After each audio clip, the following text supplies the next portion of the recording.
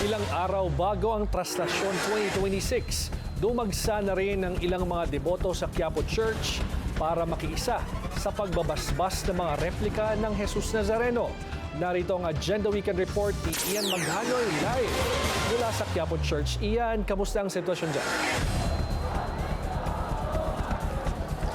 George, tama ka dyan, ano? Buhay na nga ngayon ang labas ng Quiapo Church dito sa Maynila dahil sa patuloy na isinasagawang pagbabasbas ng Quiapo Church sa mga replika ng andas ng puon ng itim na Nazareno. Dumagsa kasi ngayong araw ang mga deboto para makiisa sa aktibidad para sa paghahanda ng sasagawang traslasyon sa January 9. Tila ba may dumaang ulan sa ilalim ng footbridge ng Quezon Boulevard sa mismong tabi ng Quiapo Church ngayong Sabado. Abala na kasi ang Minor Basilica and National Shrine of Jesus of Nazareth, si John the Baptist Parish sa Quiapo, kaugnay sa pagbabasbas sa mga replika ng puon ng Jesus Nazareno. Umaga pa lang kasi ay isa-isa nang ipinila at idinaan ang mga replika ng andas sa ilalim ng Quezon Boulevard footbridge southbound lane para sa bendisyon. Pinangunahan ng simbahan ang pagwiwisik ng mga holy water mula sa tulay kung saan kanilang binabasa ng pagpapala ang mga ipinilang replika ng andas sa ibaba ng tulay. Dahil sa balde-baldeng iwinisik ng mga holy water ng simbahan, mapapansin na basang-basa na rin ang mga deboto kasama ang dala nila mga replika ng andas. Bagay na binibigyang prioridad ng Simbahang Katolika bilang paghahanda sa traslasyon sa January 9, 2026, ang pinakamalaking pista ng Simbahang Katolika. Pinaniniwalaan kasing may kakayahang magmilagro ang puon ng Jesus na Nazareno para sa mga deboto nito. Gayon din ang mga mababasbasang replika ng santo.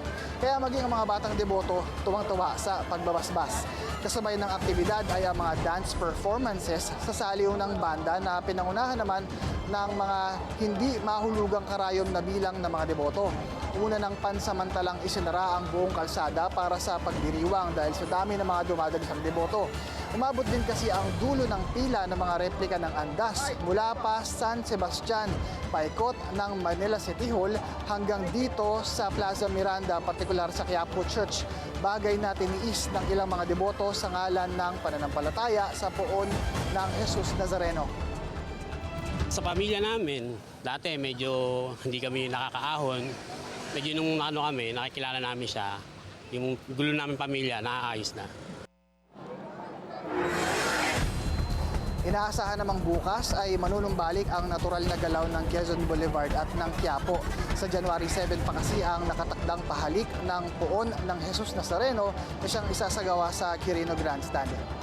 George, hanggang sa ngayon nga ay nagpapatuloy yung isinasagawang aktibidad ng Quiapo Church hinggil sa pagbebendisyon ng mga replika ng andas ng puon ng Jesus na Nazareno dito sa Quiapo. Kung makita nyo nga dito sa aking likuran, sobrang dami ng deboto yung nakiisa dito sa aktibidad. At kanina, kung mapapansin ninyo ay kung kakaunti ang tao sa ngayon, nung mga oras ng tanghali hanggang bandang hapon ay sobrang dami ng taong deboto. Sobrang dami ng tao na mga deboto na nandito na nakikiisa sa aktibidad, partikular yung mga andas na umaandar at dumadaan dito sa Plaza Miranda patungo sa Quezon Bridge.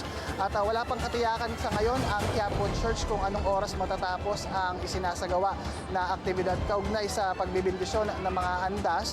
Pero hanggang sa mga oras na ito ay nagpapatuloy ang aktibidad. At yan muna ang latest mula dito sa Plaza Miranda, partikular sa Quiapo Church. George? Well, Ian, kukumustahin ko lang sana yung presensya ng mga otoridad dyan to ensure yung safety ng mga debotong dumadayo ngayon dyan sa may Quiapo Church.